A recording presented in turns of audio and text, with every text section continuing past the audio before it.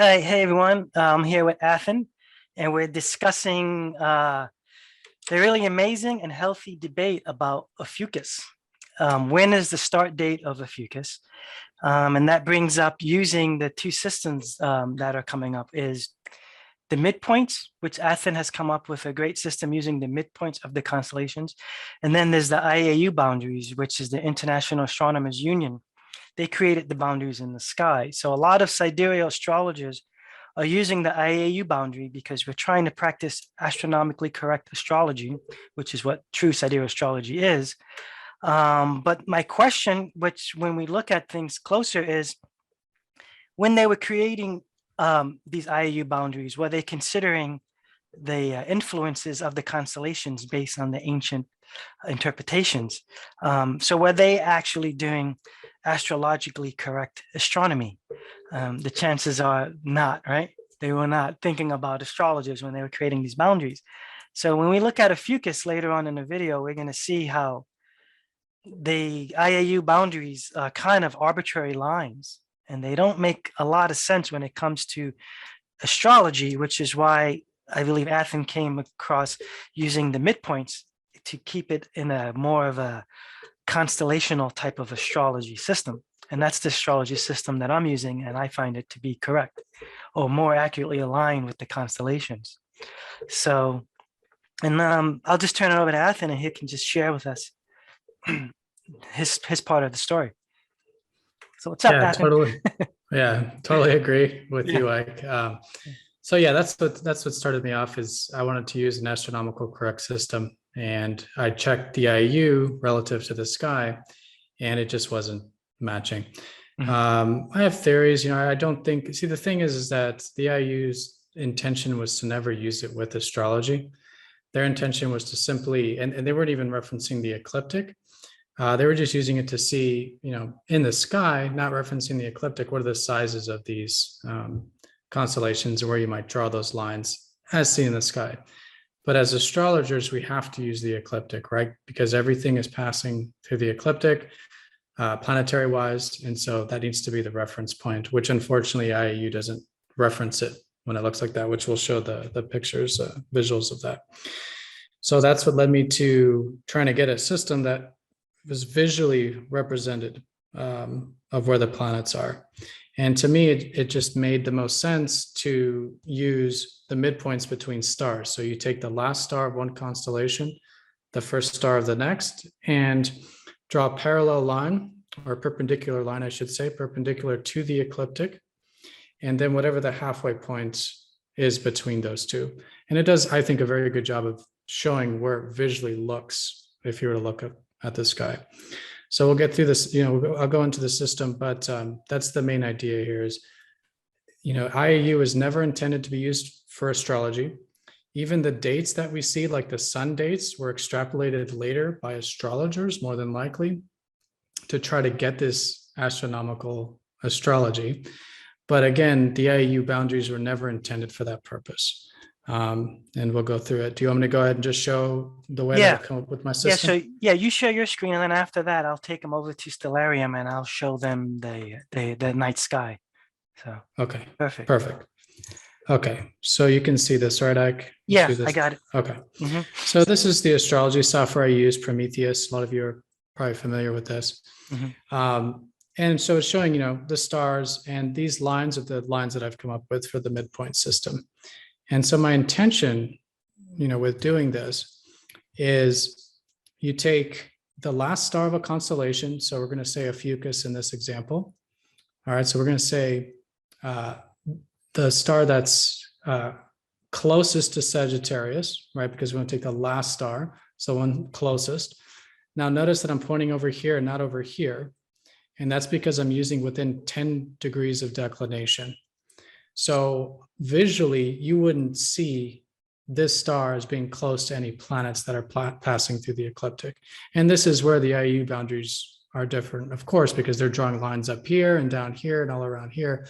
But we're really just, with astrology, we're really just focused on the ecliptic. So I use 10 degrees of declination. If it's too far, such as this one, I'm going to use the closest one to the ecliptic. So this star here, and this is a good example because you basically draw a perpendicular line, which you can use circles for. By the way, that seems to be the best way of doing this, because how do you draw a perfect, I don't know, maybe Stellarium can do it, but with this, with Prometheus, there's no way to draw like perpendicular line across the ecliptic. So I use these circles. The circles tell me exactly where the perpendicular line touches the ecliptic. Again, last star. So Pisces, again, no, we're not using this star because it's further than that 10 degrees. So this makes more visual sense. And then I use the first star of Aries and draw that circle, which shows me exactly where the perpendicular line would be crossing the ecliptic. And then it's just a matter of subtraction. So once you have this point here and this point here, you divide by 2, and that gives you the boundary. Okay. Okay, that's very clear. Very clear. Yeah. Yeah. So it's midpoints. And I think it's going to evolve. I mean, I don't think this is the end all be all system. I think there's a lot of important things to consider, like the brightness of the star. Certain stars should probably be given more orb because of their brightness. Again, visually represented. But for all intents and purposes, this does a very good job, in my opinion. And it's not perfect in like less than half of a degree. So everything here is rounded to half of a degree. So for those who do know the actual degrees that I use, like with my sun dates and everything, you'll notice everything is within a half of a degree. So it's not perfect, but again, it's a good visual representation. And that's how it should be with the sky anyways, because to the eye, if you're within 3 degrees of another constellation, you need to be considering that a blend of both anyways, right? So when the sun's here, it appears to be in between Pisces and Aries. And, you know, so 3 degrees is pretty good in the sense that visually it's going to look like both. So that's why I always say with any sign, if you're a late Pisces, for example, like within 3 degrees of Aries, you should consider yourself a blend of both. So that's why I'm not too concerned with getting more specific than half of a degree, because it needs to be a blend anyways. That's how we would see it visually, right? So yeah, so that's the midpoint system. Midpoint, because you're just taking the last star of a constellation, where that crosses the ecliptic, the first star of the next constellation, where that crosses the ecliptic, and then taking the midpoint between those two. And as you can see, you know, with Prometheus, it does a very good job of visual representation, right?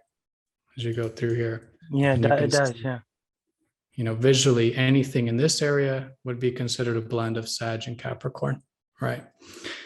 Even where they're overlapping, like Aquarius and Capricorn, anything in this region here would be considered a blend anyways. So yeah, so that's the intention with the midpoint system here.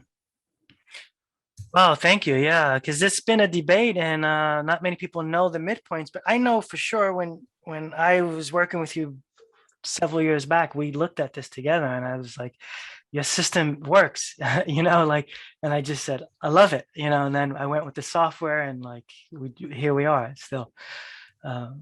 So yeah, yeah, thanks for sharing that. And this is going to be shared on the group. And I think maybe the next step is we'll use the astronomy software using actual degree numbers and declination numbers.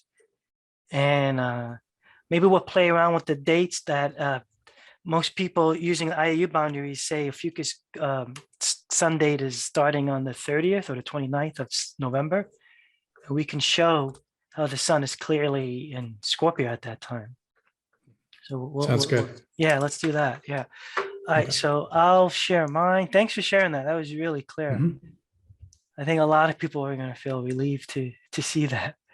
I moved it over earlier. So let me get back to the south here. This is Stellarium, by the way. It's a free software too, which is great. So this is what I had up for you earlier. We were looking at things. I'm going to make this 0, 0.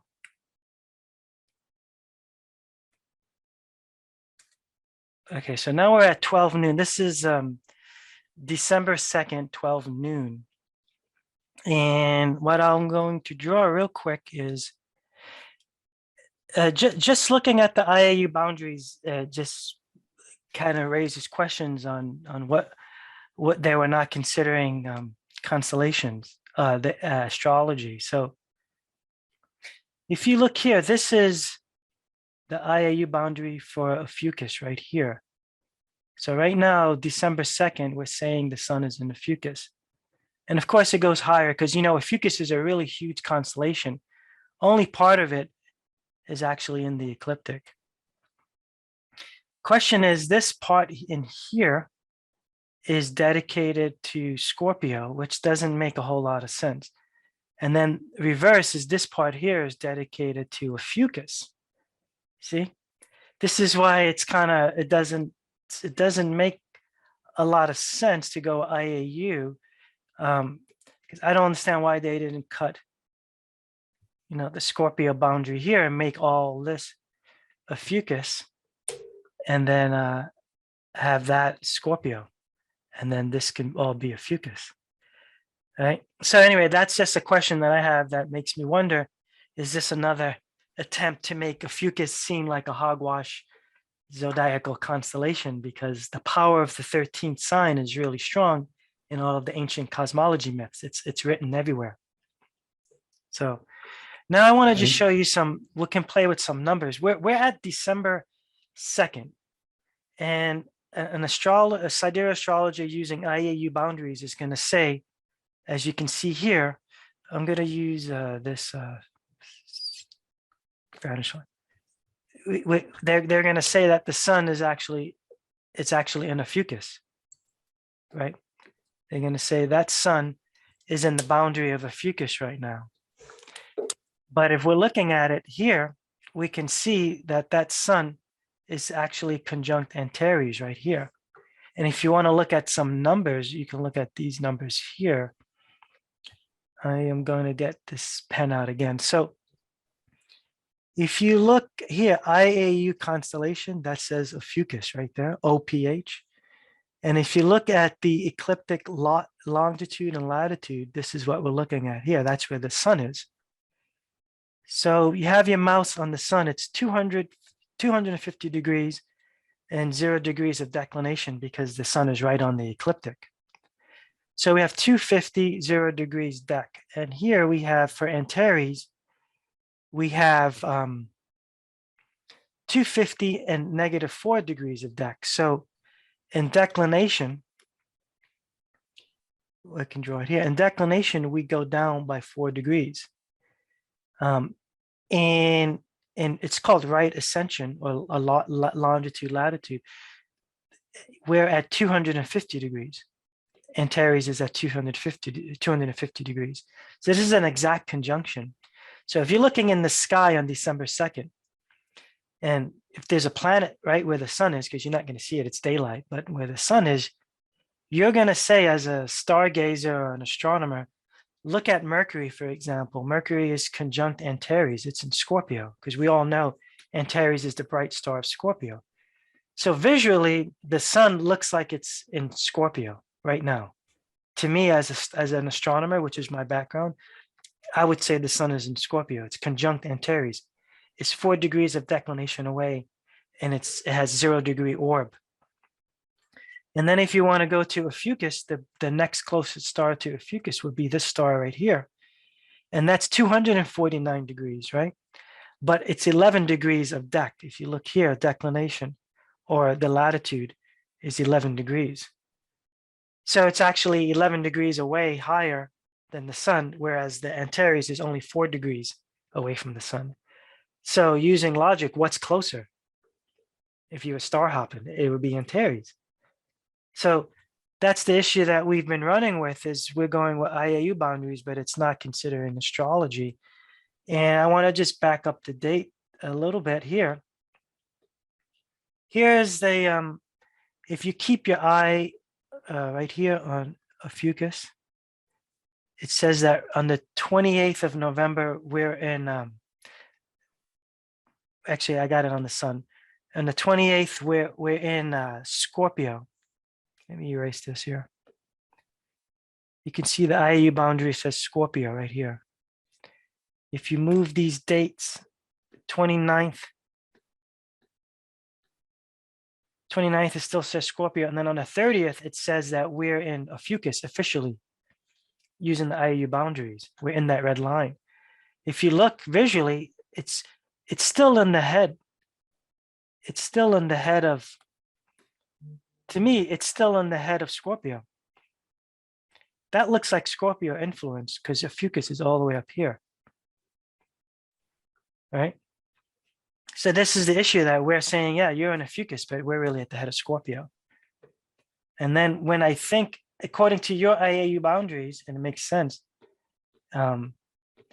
is on the 4th, that's my birthday. I consider that the cusp. Here is the 7th.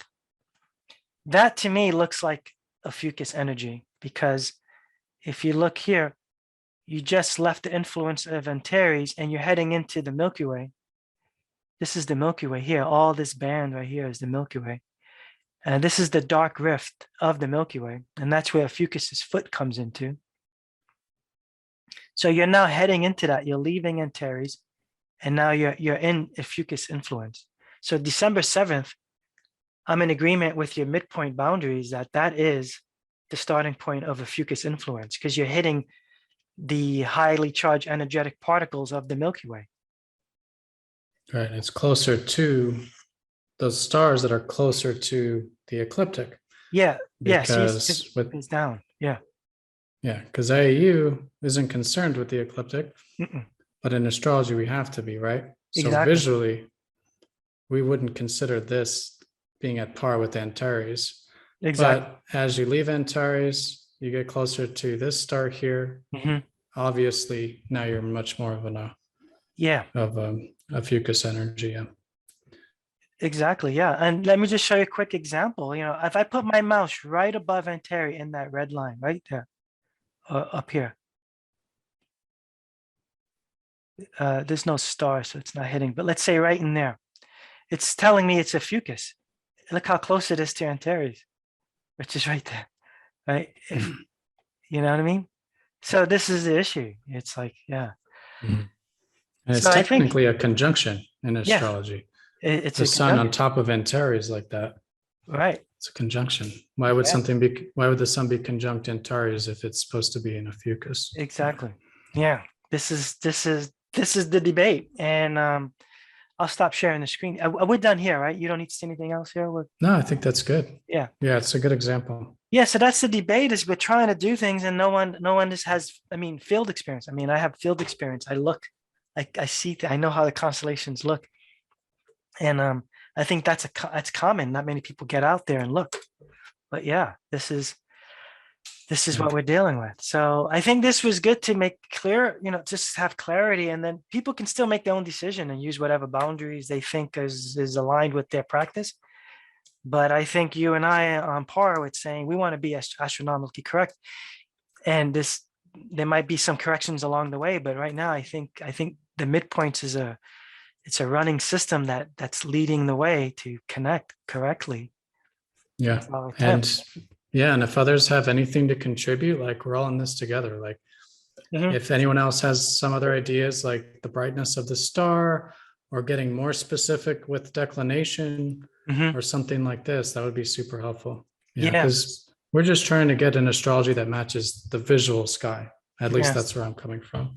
Yeah, it's amazing how that's almost impossible. I know, right? It's like, what kind of planet are we on? Yeah. Which is never going to be universally agreed upon, of course, because it's all subjective in a sense. Like, where do you start? What stars do you use? How much declination? Yeah.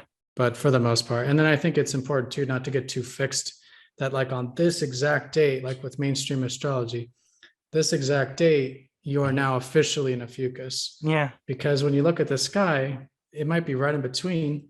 And so it's a blend, right? You'd be a blend of both. And I think that's how life works anyways. It's more barometric. You don't just all of a sudden go to a new day. There's hours and minutes, and you're gradually getting closer to that new energy as you get closer to it. Yeah. Exactly what we're actually dealing with on a larger, what's called the great year scale. The precessional clock is we're dawning on the age of Aquarius, literally. So and then when you ask, people think, oh, we're 1221, we hit the age of Aquarius, we're good. And it's like, we got like a few hundred more years to go, man. We're on the cusp, so yeah, it takes time. Yeah. Yeah, it's Yep. And it's waving. gradual. Yeah, Yep. yeah, Transitionary. yeah. So this was really helpful. Thanks for coming on. I know you're busy. We're all Yeah. busy, but this was so good for us. So It's my pleasure. Great yeah, topic. Love coming on. yeah, you got Yeah. it, man. All right, Cool. we'll catch up later.